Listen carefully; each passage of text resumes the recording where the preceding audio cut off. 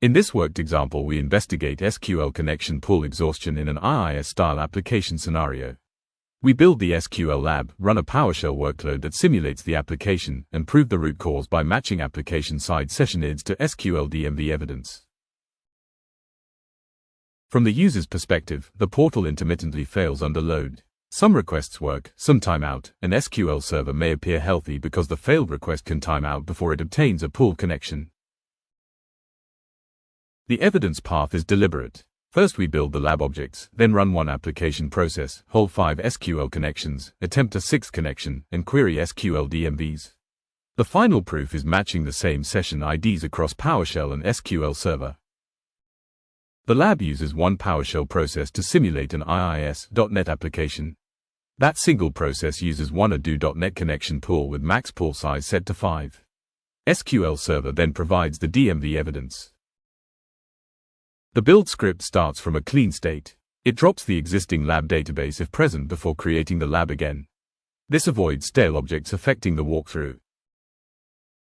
The script creates or resets the support desk app SQL login. If the login already exists, its password is reset. This makes the lab rerunnable and prevents stale login state from breaking the PowerShell step. The script creates the support desk_pool lab database, sets the support desk app default database, switches into the lab database, and creates the database user map to the login. The script creates DBO, casework queue.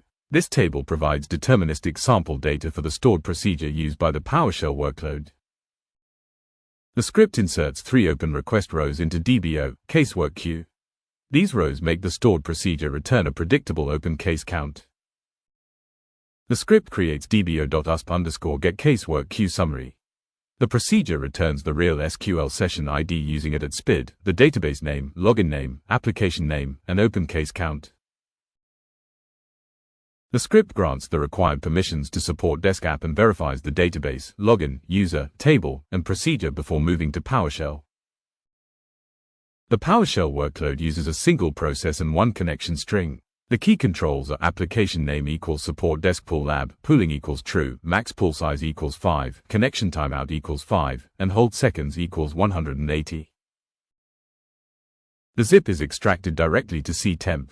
From that folder, PowerShell temporarily allows the script for this session, unblocks the downloaded script if needed, and runs invoke-support desk pool exhaustion.ps1 with the SQL server, database, login, password, pool size, timeout, and hold time supplied explicitly. The workload opens 5 held connections successfully. The 6th connection fails with the expected timeout before reaching SQL Server. This proves the application process exhausted its local ado.NET connection pool. While the PowerShell workload holds the 5 connections open, the SQL DMV query searches sys.dm_exec_sessions and sys.dm_exec_connections for program_name equals support desk pool lab.